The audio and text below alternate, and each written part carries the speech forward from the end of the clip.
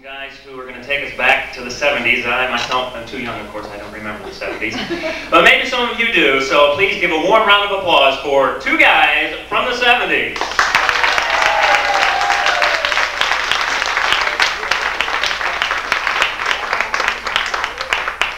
Thank you, thank you, Mom. Thank you.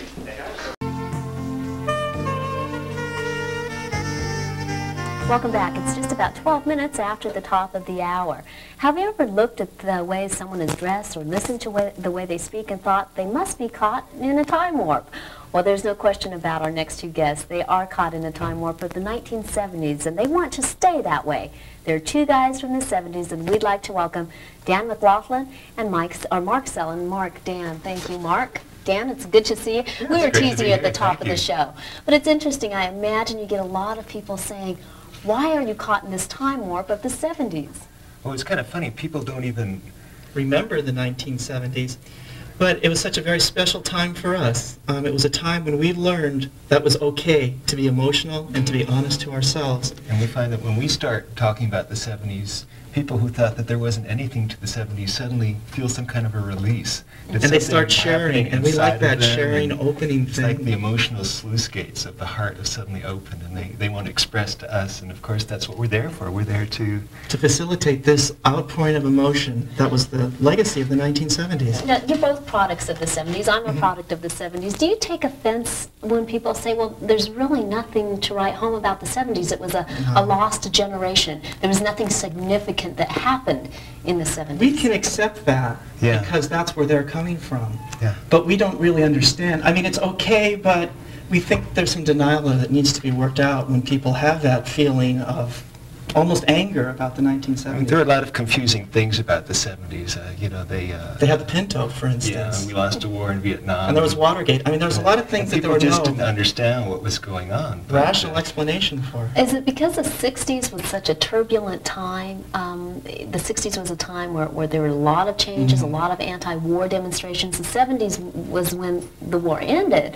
However, it was when, you know, it had pretty much we see it as part of what we do as healing the scars of apathy, which are the ugly legacy of the 1970s. What's most significant? Is it the music? What's most significant about the 70s in your opinion?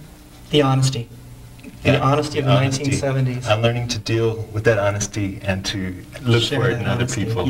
And that's what we'd like to do today, is to reach out to other people. I think the first thing we should do now that we're out here is explain the reason why we're out here, sort of our raison d'entrée, if you will.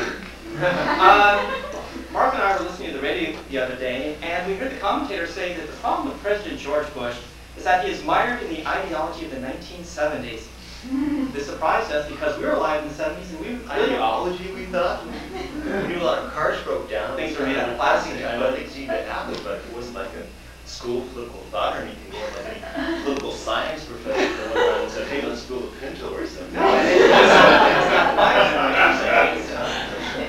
And it's hard to construct that into an ideology. So tonight what we'd like to do is try and together explore the concept of ideology. Not just Dan and me, because it's not good for Dan and me to just say things that mean something to us. Because we're all children of the 70s, whether we like it or not.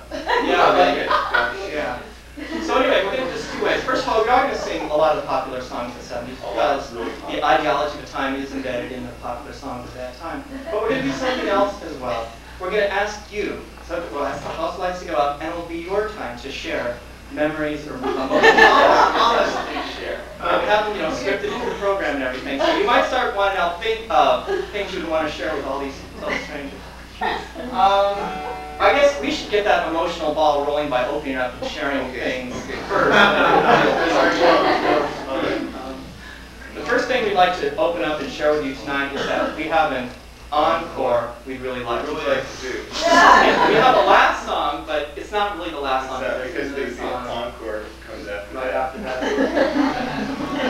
Okay, I feel some of those walls are coming down, Mark. I think we get that. The tumbling down. But I think that they know who we are, but they don't know who each other is. So maybe if you could take the time to look to somebody next to you and say, have a nice day. Have a nice day. Just turn to somebody. The other person has to turn back and say, I agree. Just get back there.